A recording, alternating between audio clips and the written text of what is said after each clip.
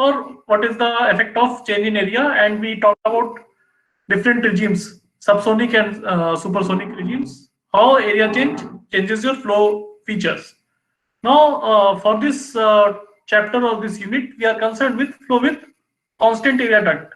So here we are concerned with the flow where we'll have friction and flow with friction and flow with heat transfer. So for with flow with friction, we are classifying that flow as with using Fano line, and flow with the heat transfer. We'll discuss Rayleigh line flow. Okay, so we talked about this is what we have been discussing in the last class. I will quickly go through this. So Fano line we talked about. Then we looked at how to draw Fano line and what are the important parameters to look for. So up to here we have finished in the previous class. Any questions, or should I move ahead to the next topic? Next slide. This is clear to everyone, Fano line? Yes, sir. Okay. So let us go to now constant adiabatic constant area flow. So this is what we have talked. So basically we are concerned with this friction. So let us say that let us say this is your control volume. It is a constant area duct. So let us say this control volume is of dx length, and the flow is from left to right. So initial conditions are P, rho and T, and then as it moves out from at this particular boundary, we have added basically differential amounts. So P plus dP, P rho plus dP, T plus dt, and M plus dm. So this plus dP could also be negative value, but that will see.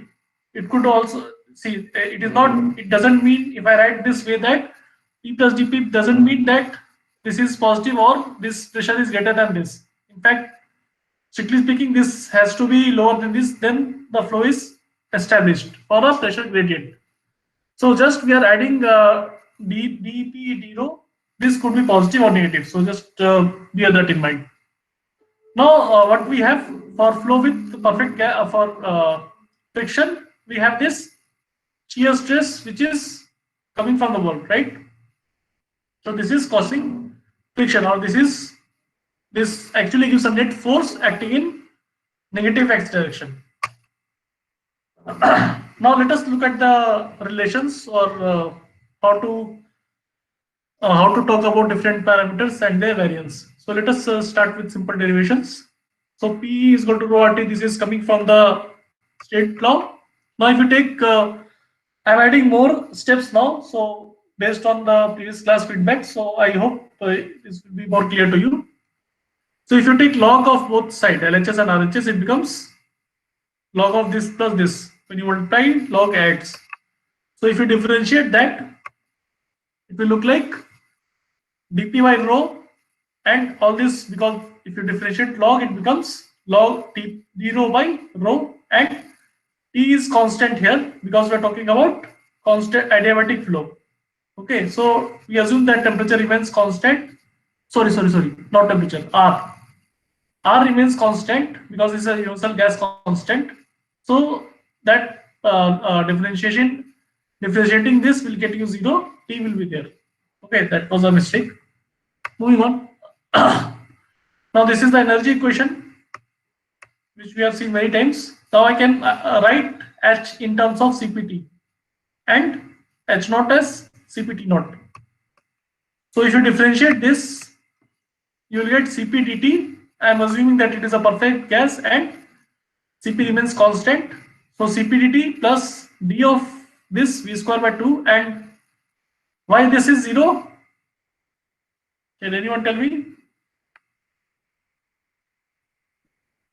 Because it is the stagnation, so it is don't vary with the. So it will remain constant. So if you differentiate, it will be 0, right? So now let us talk about this term. So for this, let us see what dv square is. Dv square I can write as 2v into dv, or if you do some rearrangement, I can say dv square by 2v square. So if you take this to the LHS and write dV by V here. Okay, so this instead of this will come to. Okay, now we'll say m dot A is mass flow rate per unit area. Okay, let us denote this by a term called G, right? And this will be equal to rho V. Now, if you take log both sides, we can say that log rho plus log V is equal to log of G. Or I can say d rho by rho, if I differentiate this again, plus dv by V is equal to 0, because this quantity is constant, G is constant, right? We are talking about constant area flow of a perfect gas. So assuming mass flow per unit area remains constant. Okay, this also comes from continuity. Okay, now you see something. This dV I can replace from this. So I can write d rho by rho plus, instead of dV by V, I'll write dV square by 2V square is equal to 0. Is this fine? So similarly, we'll derive some equations. You see some equations I am making a red square. So we'll compile all of them together. Look how to calculate flow properties using these equations. So two equations we have derived in this slide. More are still coming. Okay, now look at this one. So this also we had in the last slide. So let us divide this by Cp into T. So you will have dT by T.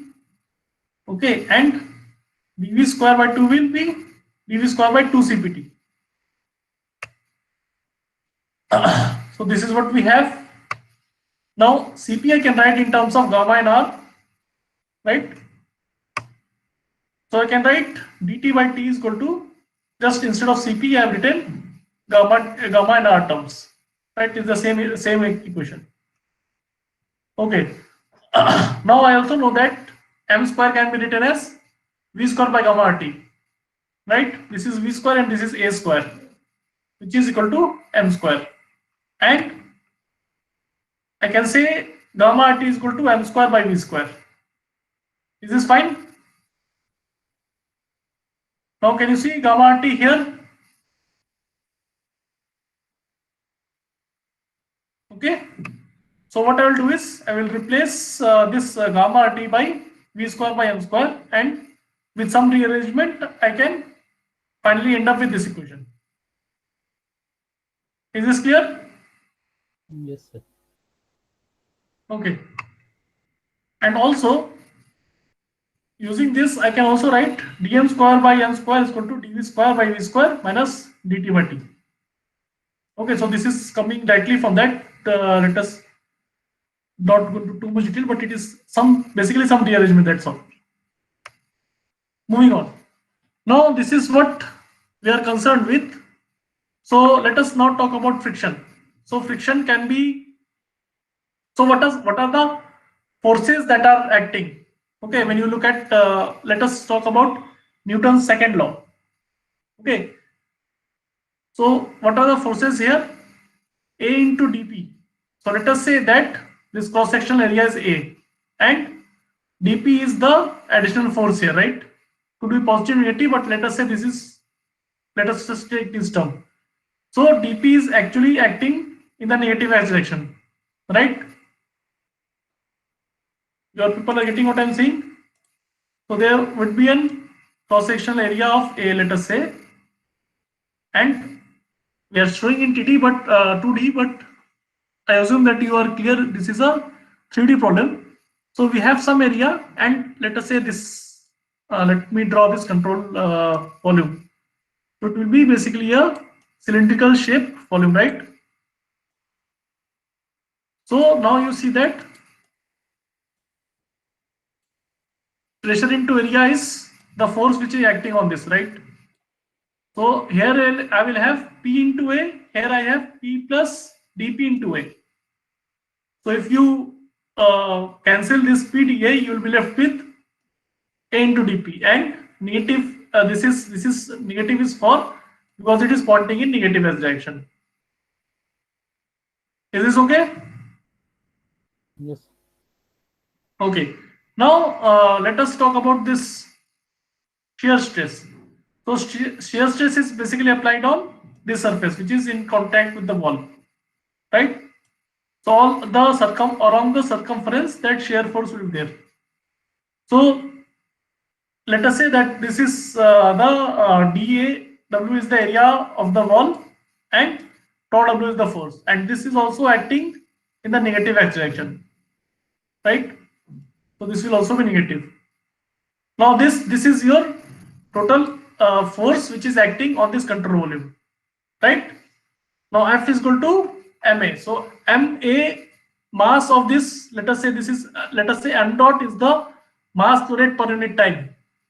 So m dot dv can be equal to ma, because this is m by dt and dv by dt is acceleration. Is this clear? Yes. Okay. So this is the force balance equation for this control volume. Now let us define a friction coefficient. So friction coefficient F I can write as wall shear stress divided by dynamic pressure head of the stream. Okay, so this is the definition for friction coefficient. That we'll see how it is used and what are the equations which use, that we'll discuss later. And let us also erase this. So this can be written as, okay. So wall shear stress is tau W and dynamic pressure head is half rho v square. So this is how friction coefficient or friction factor is defined. Now let us also define hydraulic diameter, which I believe you must be familiar with. So this is basically the four times the cross sectional area. This is basically used for when your cross section is not circular. If it is, let us say, square or cylinder, then this is how you define an equivalent diameter. Okay, so this is 4 times the cross sectional area into the wetted perimeter. How much is in contact with the fluid? So this can be written as this, and finally we have 4a dx by dAw. This is the hydraulic diameter. This is basically the definition. Okay, now we know that friction coefficient is this much, or I can write tau W in terms of friction coefficient. I can write tau W as F into, we'll take this two LHS, so half will be in the denominator, F into rho v square by 2. And this is for D. So D also I can do some rearrangement. I can write dAw by A is equal to 4 dx by D. Okay, just the same equation I'm doing rearrangement, that's all. Is this fine? Yes. Okay, now this is the force balance equation which we have basically this is a momentum conservation which we have derived in the last slide. Now from this equation I can write, again doing some rearrangement, dP is equal to minus dP, then basically divided by A. So tau W into dAw by A, and which is equal to mdV divided by A. So m dot divided by A into dV. Now if you see this blue symbols, this can be replaced by these red ones, right? So dAw by D we have derived here to be equal to this. So if I replace them, this is how the force balance equation, momentum conservation equation will look like. Okay, I've just these blue quantities I'm replacing with red ones. I did some color marking color to make it more clear for you. So finally, if you open this bracket and do some basically I'm just taking 4 and 4 from here to here. So this becomes minus dP into this term is equal to m dot into dV by A. Okay, this also can be written as rho v square dV by V. Okay, so this is coming from m dot by A is rho v square I'm sorry, m dot by a is rho v. So rho v into v divided by v. Fine. Is this clear? Yes, sir. Okay. Let us move on. So this is what we had in the last slide. Now again I will replace some more terms. So let us divide it by p. Okay, let us divide. Let us do some rearrangement. So this term is coming to or let us take all these terms to the RHS, so it will become positive. These two terms are negative. This is positive, so all terms will become positive. Sum of that will be 0. And again, I have highlighted some terms with red, so that we are going to replace. Okay, now let us see how. That is what we had discussed. M square is b square by a square, or I can write v square like this, and I know that a square is gamma p by rho, so v square becomes gamma p by rho into m square. Or this is the term I'm interested in, I want to remove, so I can substitute this using gamma m square. Okay, that's what we have done here. Gamma m square, gamma m square. Now let us talk about dv by v. This also we have discussed. dv by v is, I can write this term instead of dv by v. So I'll substitute that and I will get one more relation. Okay, moving on. So now I know this is what we have seen previously. For stagnation pressure, I can relate stagnation pressure to static pressure and m. So if we differentiate, this is a little tricky. This is not actually tricky, but some more steps are there. But finally, you will end up with this term. Okay, you can try and see yourself. And now we'll define one impulse function. Okay, so impulse function is basically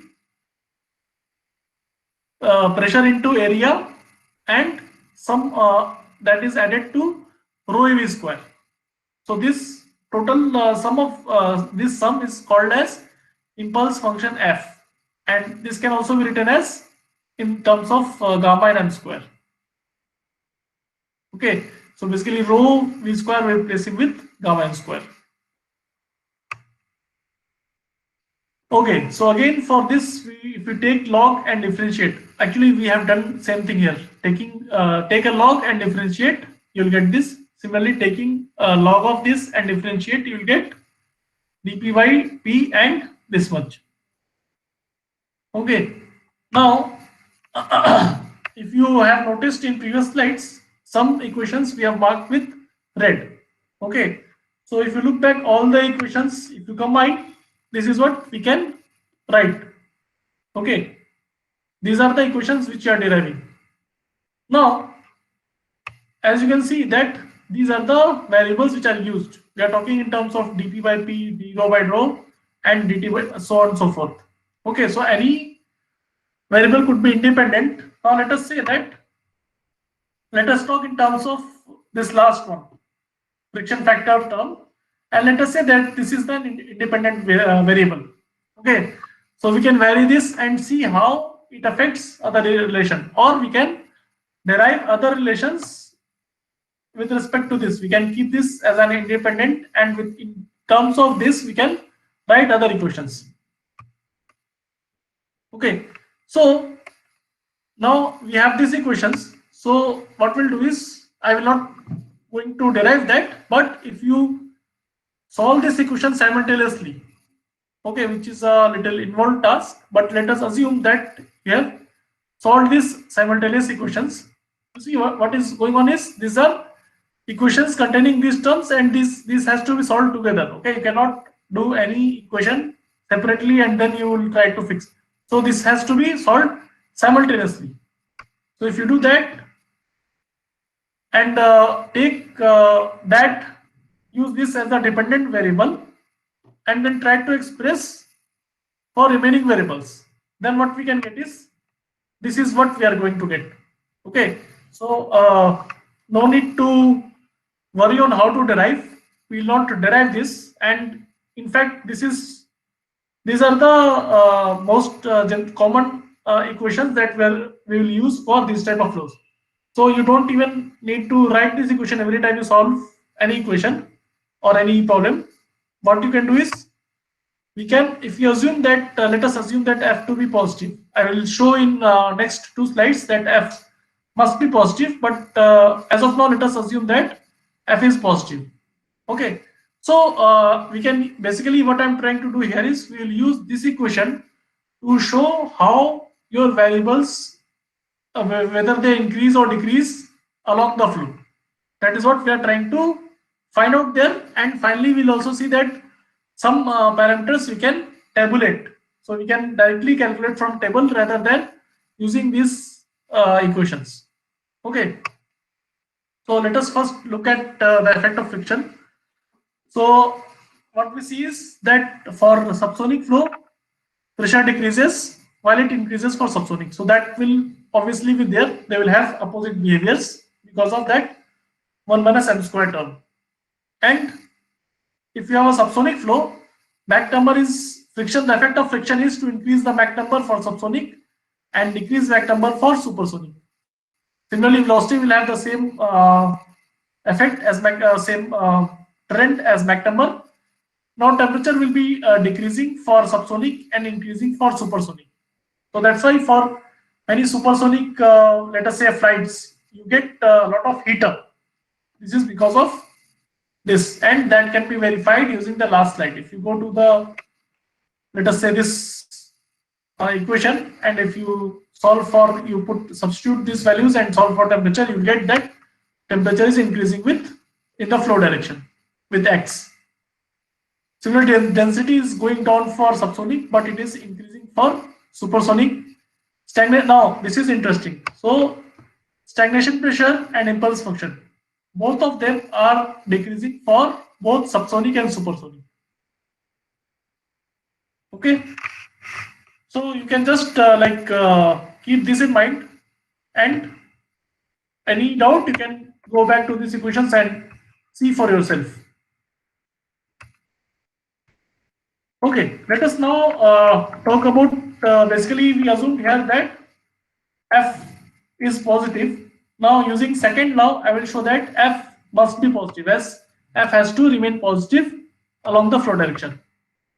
Okay, so let us begin with the second law. So this is how this we discussed in the, I think, initial classes. This is how you can write ds in terms of Cp and R. So if you do rearrangement, basically you're taking dividing by Cp all throughout. So ds by Cp is equal to this, I can write. Okay, you people are connected? Yes, sir. Okay, fine. So we know that Cp can be written in terms of gamma and R, and if I substitute it here, I can write ds by Cp is equal to, just change this term. So instead of R by Cp, I'll write gamma minus 1 by gamma. And again, I can write this as, instead of P, I will write in terms of P naught. Okay. Now P naught can also be written like this. This is what we have derived previously. So using that, if I substitute this in this equation, I can write this term here. Okay, gamma minus 1 by gamma will remain, and basically this gamma will get cancelled, and m square by 2 4f dx by de. Okay. Now what we see here is that ds, if you do rearrangement again, ds by dx, okay, that is proportional to f. Why? Cp is positive, gamma minus 1 is positive, m square is positive, 2 is an even number, 4 d is also positive. So ds by dx is, let us say, basically we are interested in sign. So I know that ds by dx is proportional to f, or the sign of ds will depend on sign of f. Okay, now x is the direction of flow. So basically, this is the direction in which fluid is going. So what do you expect? The entropy ds will be positive or negative? ds by dx. Positive. So entropy has to increase by second law. So hence I can say that F has to be positive. There is no other option. Otherwise it will violate the second law. So that's why that's how we have shown that F must be positive, and that is what we have been basically we have used this in this equation. So once you assume this to be positive, then you can derive this trend. Okay, so I first wanted to show you the trend, and then I will just justify why F must be positive. Fine. Okay, moving on. So we have what we can do is, yes, this is what I was mentioning. So the last slide, when I have compiled all 7 equations in one slide, so all those equations you can actually integrate. Okay, let us say integrate from 0 to L max. So I don't want to go into much of detail, but what we are going to do with that is we can integrate with from any length which you are interested in, 0 to L. L max is the, let us say, the length which we are interested in, and I can write, if you integrate this, you can write in terms of this, where 4f is 4f by LD can be written as m1 and m2, difference between two let us say Mach numbers, and f bar is basically averaged over this length. Okay, you can integrate f with 0 to L. But the point, what is important here is that, again, if you do that for all the equations, if you, sorry, this is what we have shown previously, the same equations. So basically, these are the relations we had, and I don't want to calculate or derive this every time I solve this flow. So what I will do is, okay, sorry. Once you take this and same, I'm not don't get worried. This is not we are going to do for all. We have table here, so that is what I wanted to come. But this is the background for that table. So basically, you take this equation. Let me go to this. So this is how each equation is solved. So you take this, integrate this, and then basically we talk about we are interested in star quantities. Okay, so we can relate P by P star. Star, you know, this is found a choked throat. So we have derived all these equations, and we need not worry about the derivation part because we have tables. So any numerical you get, if you know, let us say Mach number, you can find what is the this, and this is for one-dimensional flow with friction, and this is for gamma is equal to 1.4.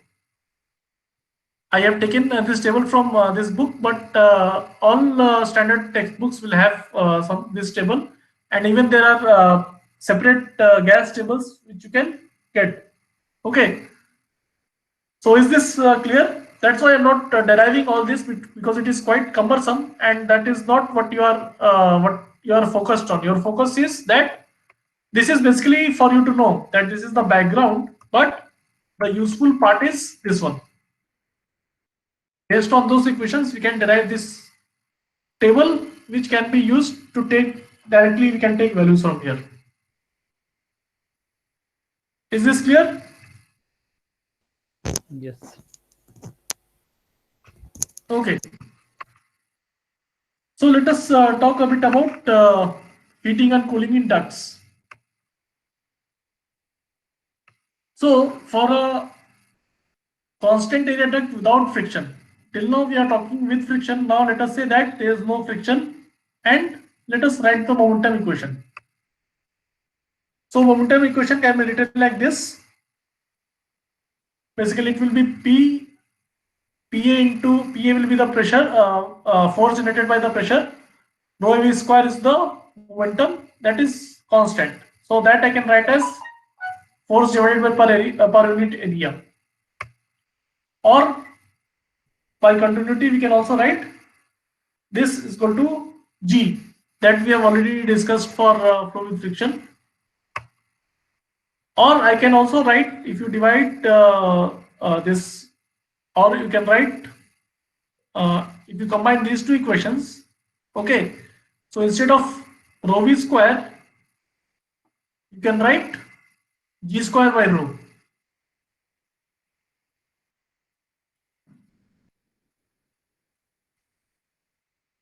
Is this clear? Yes, sir. See, here we have rho v is equal to g. So rho square v square is equal to g square. So rho v square will be g square by rho. That's all. And you substitute this in this equation. This is what you are going to get. Now this equation, we'll use it to create Rayleigh line. Okay, and Rayleigh line will be formed for constant g. So we assume that this mass flux, this is basically your mass flux. Mass flux is constant, and this is also constant. Okay, momentum is constant. So you see two curves here. Okay, this one is Fano line, which we have already discussed. This one is Rayleigh line. Okay, so what you see is, where we'll have Mach number 1 for Mach, this is in HS coordinates. Okay, so at what will happen at the highest entropy point? T star. P star, or Mach number is 1.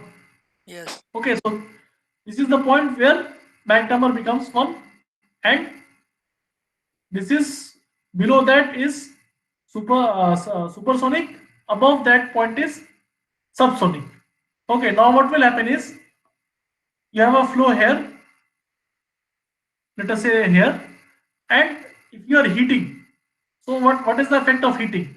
As we have seen in the previous, okay, we have not discussed about heating and cooling. Okay, we have talked about friction, heating, cooling. We have another table we have to derive. Then we'll have effect of heating, but let us discuss this now anyways. So the effect of heating is basically to increase your Mach number. Okay, when your flow is, so when the flow is subsonic, then heating increases the Mach number, and when the flow is supersonic, then heating reduces the Mach number. So basically for both the conditions, you see that as you heat the fluid, it is trying to approach that sonic condition. It is trying to approach m is equal to 1, right? And cooling has the opposite effect. If you cool a fluid from here, it will try to go in this direction. So basically, for Mach number less than 1, it will decrease your Mach number further. Or if you cool a fluid which is here, it will again increase the Mach number. So this is going far from that sonic or choked throat condition. Is this clear? Yes, sir. Okay, let us look at some salient features of heating and cooling. So this I have already discussed. Subsonic flow, above its subsonic, and portion below the maximum entropy is supersonic. Now heat addition corresponds to entropy increase, and heat rejection corresponds to entropy decrease of that system. So at subsonic speed, if you heat, Mach number increases. Supersonic speed, if you heat, Mach number decreases. Okay, and the reverse effect is shown by cooling. Cooling and heating have opposite effects. That is very obvious. Okay. Now what we see here is that, like friction, we have seen friction also was trying to bring up the flow towards Mach is equal to 1, right? So similarly, like friction, heat addition also tends to make the Mach number approach unity. Okay, so this is a very important observation. Now cooling causes the Mach number to change always in the direction away from unity. So this is basically the reverse effect of heating. So for heat addition, either use subsonic or supersonic speed. For both the conditions, the amount of heat input cannot be greater than that for which the leaving Mach number is unity. Okay, so at the exit of the tube, your Mach number cannot be greater than unity. Okay, and if suppose you keep on adding heat, if the heat addition is too large, then the flow will become choked. Okay, so we'll see. We'll look at some numericals. We see that you keep on adding, that will be choked. Then you will have shock and things like that. So this is the basically some comments on effect of heating and cooling or Rayleigh line flow. Any questions on this, or should we move ahead? In sir previous slide, Yes. This slide. yes, Yeah. they are really relay lines, okay, and in subsonic zone, VP heating, then Mach number increasing to 1, and in supersonic zone, VP Yeah. heating, this also Mach number is also greater than 1, but heating this will be 10 to Mach number 1. How this thing is possible? So this coming from, okay, we'll go to those equations. So basically what we have seen previously is that the effect of Yes, flow parameter is the opposite for subsonic and supersonic. You remember there was 1 minus m square term. yes, sir. So we'll derive that. Okay, so just give me a few more slides. We'll derive and Okay, then okay, we'll on this. Okay. okay, sir. Thank you, sir. Okay, so this is basically what we are trying to understand. So this is the control volume. Fluid is entering at some properties, and at the exit we have some other properties. Let us denote them by 1 and 2. Okay, this is the control surface. So now I can write using continuity because area is constant. So I can write rho 2 by rho 1 is equal to V1 by V2. And I can also write delta P is equal to m dot into delta V. This is basically your conservation of momentum. Or I can write m dot A is equal to rho V. Okay, this is again basically m dot is rho AV. Just doing some rearrangement to form equations. Rho V square is gamma m square. This we have already found when we talked about V square in the previous slides. Now I can write P2 by P1 as in terms of m square. Okay. Or I can write, if we combine P, this is basically coming from the definition of F, impulse functions. Okay, and that has to be 1. This ratio is 1 because there is no change in impulse.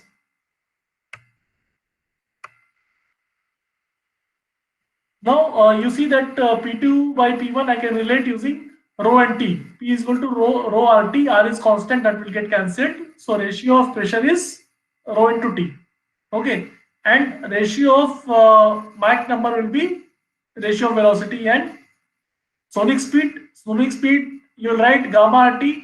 So gamma and R will get cancelled. We are left with T1 and T2. So these are some relations we'll use for our derivation. Now P naught 2. So earlier we were talking about P2, P1. So we need to go to stagnation pressures. We can relate this using this. Basically this we have derived for stagnation pressure, right? Gamma and M terms. And we can also write delta S. Delta S will be CPO into this. So we are writing this. We are basically doing some rearrangement. Okay. So T naught 2 and T naught 1. Again, I'm just relating this in terms of gamma n. I can write T naught 2 is equal to T2 into this. I can write T naught 1 is equal to T1 into this. So just taking the ratio. Okay, and T naught is, I can also write T plus. So basically this is CP into T naught is equal to CP into T plus V square by 2. So if you divide by Cp, this is what it will become, and then you take T common. So this will have other terms in the bracket, and this can again we can write Cpt in terms of gamma, and I can write V square in terms of m square. Okay, gamma T and m square. So this will combine and give you this form. Now, for the processes where we are talking only about heat exchange, okay, we will assume that there is no friction here. We are either heating it or cooling it. Okay, now for that particular scenario, the change in stagnation temperature T naught. Okay, this is a direct measure for how much heat has been transferred. Okay, if let us say Q is what you are adding, Q amount of heat, Q could be positive or negative, Q you have added, then by energy equation we can say that Q is Cp delta T, or see if it is a stationary, then you can just say Cp delta T, because it is a moving fluid, so I will say Cp delta T plus delta V square by 2. Okay, actually not delta V square, V2 square minus V1 square by 2. And this again I can write this as in terms of stagnation temperature. So I can say Cp into T0 minus T01. Sorry, T02 minus T01. Now P2 by P1 again from P is equal to RT, rho RT equation, R is getting cancelled. And from this I can say T2 by T1 is just doing some rearrangement in terms of pressure and density. Now we also know that P2 by P1 is, it can be written in terms of gamma m square. Okay, and we know that rho, because area is constant, so rho AV is constant. So rho 2 into V2 is equal to rho 1 into V1. So if you substitute this in this equation, okay, so for P2 by P1 I will write this, and for rho 1 by rho 2 I will write this. So if we substitute this, both of this, so this equation becomes, it takes this form. So basically we have a ratio of T2 by T1 which is dependent on Mach number and gamma. Okay. Similarly, if I come, this is what we have derived in the last slide, and this is basically just I'm writing this in terms of T0 to stagnation pressure in terms of static pressure. So taking the ratio. So if you know, combine these two equations, I can say that T0 to here I will just replace this T2 by T1 by this quantity. Okay, and this remains as it is. So this is what you see here is same here, and this has come from here. Okay, similarly, again we will derive this for start quantities that we have discussed previously.